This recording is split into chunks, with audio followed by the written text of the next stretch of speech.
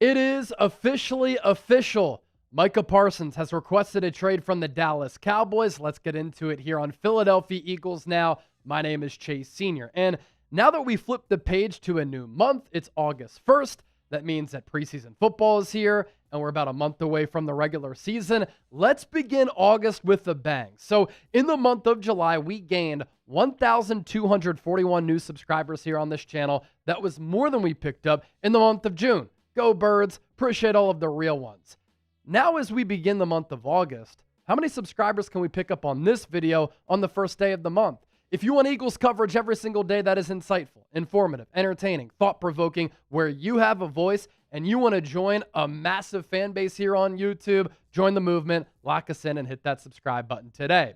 So earlier today, myself and producer Chip relayed the breaking news from Diana Russini that the relationship between Parsons and the Dallas Cowboys was getting to a point where it was falling apart. Deteriorating was the word that Russini had used. We also talked about Terry McLaurin, the Commanders' all-pro wide receiver, and him requesting a trade yesterday. So some marquee star players inside the NFC East unhappy with their current situations. McLaurin with Washington, Micah with Dallas. And obviously this has implications and impacts Philadelphia because the Eagles play these players and these teams 2 times a year, and they're looked at as some of the best rivalries in all of professional sports. Now, to lay the foundation with what we discussed earlier, which led to what transpired moments ago, Micah Parsons demanding this trade on X, there was this report from Diana Russini. The Micah Parsons-Cowboys relationship has deteriorated to the point where the star pass rusher is considering drastic measures, which could include, keywords there, a trade request or even a declaration that he is severing his relationship with the team, per multiple league sources familiar with the situation. One more tweet. The two sides remain far apart heading into the second week of training camp and are not currently negotiating. As far as that report goes, Russini nailed it, and she put together an article on The Athletic with more information very early this morning. Among the key issues, Parsons negotiated directly with the Cowboys owner Jerry Jones over multiple days in the spring, and the team believed it had a deal, multiple league sources said. When Parsons' agent pushed back and attempted to negotiate further, the Cowboys declined to engage with him and told the pass rusher to honor the agreement he made. Now the team is refusing to engage with Parsons' agent at all, creating a tense standoff amid increasing friction. Parsons, in the final year of his contract, is attending Cowboys practices, but not participating in on-field work. The 26-year-old 4-time Pro Bowl pass rusher is annually among the NFL Defensive Player of the Year favorites and will likely earn more than $40 million a year from his next deal. Clearly, Russini had some very good sources because multiple things that Parsons said in the tweet that we're about to read to you, and it's more of a book because he went on the iPhone notepad and he let his feelings be heard, aired out some dirty laundry, and a lot of what he referenced is what Russini reported. And the key with that report earlier today on this Friday, August 1st, is that Russini had relayed that it could get to a point where Parsons demands a trade. Well, hours later, he does demand a trade. And he did it formally with Stephen Jones, the son of Jerry Jones, and Stephen is the co-owner of the Dallas Cowboys. This is a big win for Diana Russini as an NFL insider after a rocky offseason. Throughout the course of the offseason, she had reported some things that ended up not being true, and she had some misses, but this was a huge hit. Now, of course, it's always fun to troll the Cowboys, and it's always fun to troll people close to the Dallas Cowboys, and Micah Parsons' brother has kind of brought it onto himself. He always goes back and forth with Eagles fans, gets into arguments with Eagles content creators like Lord Brunson, and he had tweeted this out following what Russini had to say. If y'all didn't hear it from Micah's mouth, I wouldn't believe it. Everything else is assumptions, and I'm going to leave it at that. LOL. Stop acting like we ain't been down this road just last year. Dak and CD trade rumors. LOL. I'm chilling. So should y'all. Jerry told y'all what's up. That is Micah Parsons' brother who said that. Let me just emphasize that. Literally minutes later, after Micah's brother said, "I wouldn't believe everything that you hear," Micah Parsons came out on his X page, formerly known as Twitter, and he demanded a trade.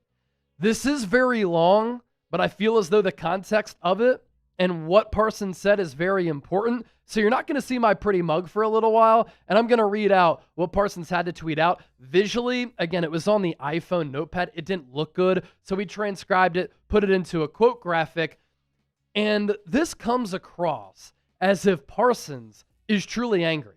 Like, it's not one of those things where he's requesting a trade to put pressure on the organization just so that they end up paying him. He seems disgruntled. He seems upset. He feels as though him and his agent have been disrespected by the Cowboys doing business in bad faith. So let's get it. Micah Parsons requesting his trade on Twitter. Yes, I wanted to be here. I did everything I could to show that I wanted to be a Cowboy and wear the star on my helmet. I wanted to play in front of the best fans in sports and make this America's team once again. What, the Eagles are America's team now, Micah? The team my pops and I grew up cheering for way up in Harrisburg, Pennsylvania. Unfortunately, I no longer want to be here. I no longer want to be held to closed-door negotiations without my agent present. I no longer want shots taken at me for getting injured while laying it on the line for the organization, our fans, and our teammates. Remember what J.J. Watt had said about what Jerry had said with Parsons missing time? Parsons had retweeted that at the start of training camp 2 weeks ago. I no longer want narratives created and spread to the media about me. I had purposely stayed quiet in hopes of getting something done, but since there is confusion out there, let me clear some things up. This is where it gets juicy. I had my agent reach out to the Cowboys last offseason after my third year in hopes of getting a deal done early. Unfortunately, the team did not want to start any negotiations at that point. I was okay with that. Didn't complain. I focused on the 2024 season. After the season, I told my agent once again to let the team know we were open to negotiate when they met at the NFL Combine. This is at the end of February into March, by the way.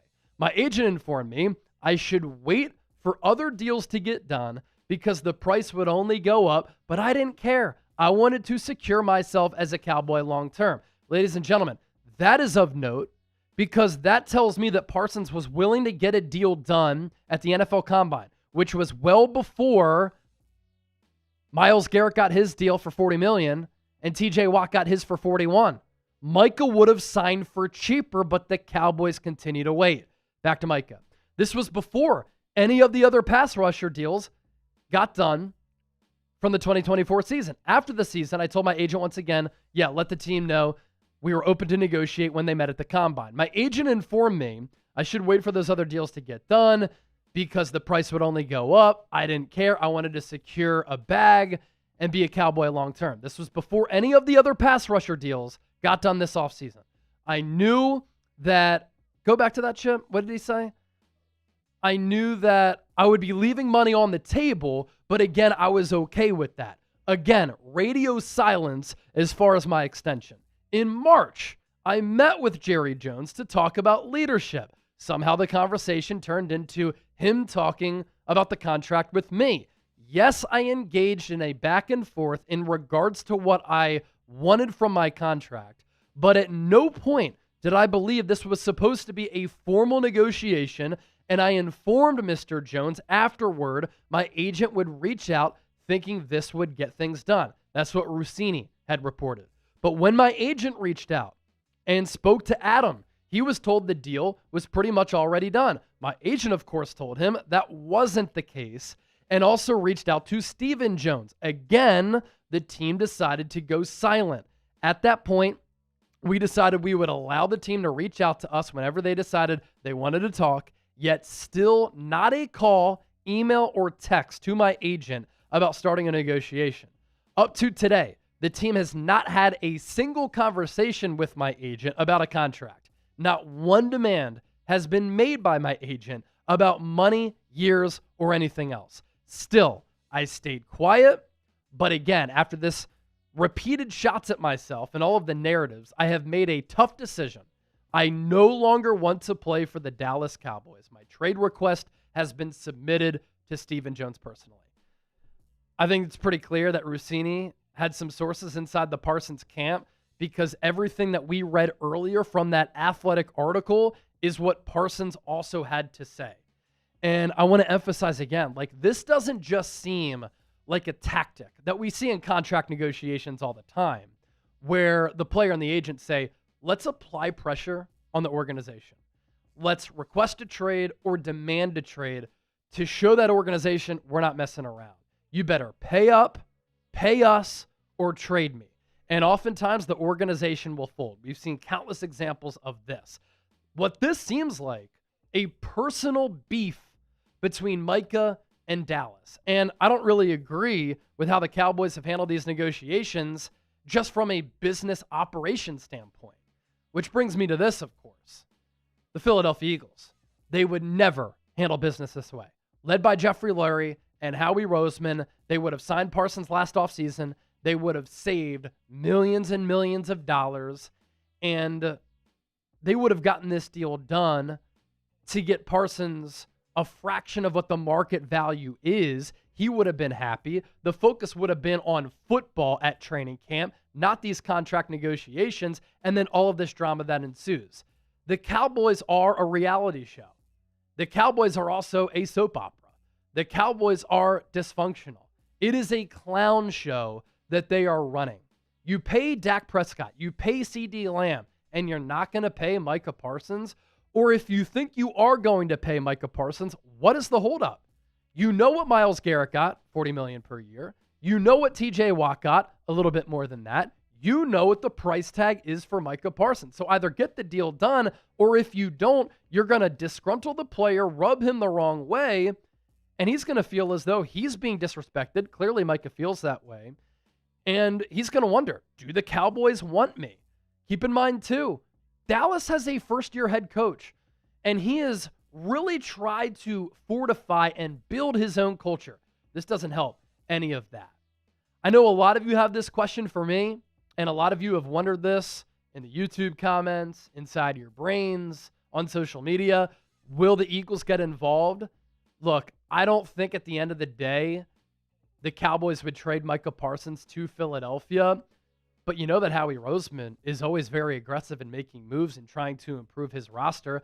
He said it at the NFL Combine. I was this far away from him, from me to the camera, when he said, look, I'm not going to talk about individual players. At that point, we were referencing Myles Garrett as the media, but he said, we will always look into moves to improve our team.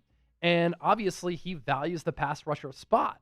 And as far as ammunition goes, Philadelphia has one of the best trade packages that they could offer Dallas, depending on what the price tag is. They have draft ammunition, and they have a loaded, talented, deep, and young roster if they want to trade players to Dallas for Micah Parsons. Take a look at what Howie Roseman has been able to stockpile as far as the Eagles' 2026 draft picks. They have their own first, their own second. They have a third from the Jets, their own third, a projected comp pick in the third as well. Then they have a fourth of their own, a projected comp pick in the fourth, a fifth from San Francisco, which can elevate to a fourth from the Bryce Huff trade. Then they have 4 fifths, Atlanta, one from Houston, their own, and a projected compensatory pick, and a 7th round pick of their own. So, look, I don't know what the Cowboys ultimately do. If I were to have my guess, they end up getting this deal done, which is why it's so asinine that they've let it get to this point where it's gotten so messy. Because if you're going to pay him, just pay him. Like, why are you waiting and allowing this to take place? Jerry Jones would also be an idiot to trade him to Philadelphia. I know he's old. I know he's washed. I know we like to celebrate the Cowboys drama, the Cowboys dysfunction, the fact that they haven't made it to an NFC championship game since 1995, and that the Philadelphia Eagles run the NFC East. It's all beautiful, but let's be real here. I would imagine, even though he's getting older, senile, and sometimes says and does dumb things, I think Jerry Jones knows we can't trade Micah Parsons to Philadelphia, a team that has won 2 Super Bowls since 2017. But look, Jerry, if you're unhappy with how this is going, you and your organization caused this. It never needed to happen this way.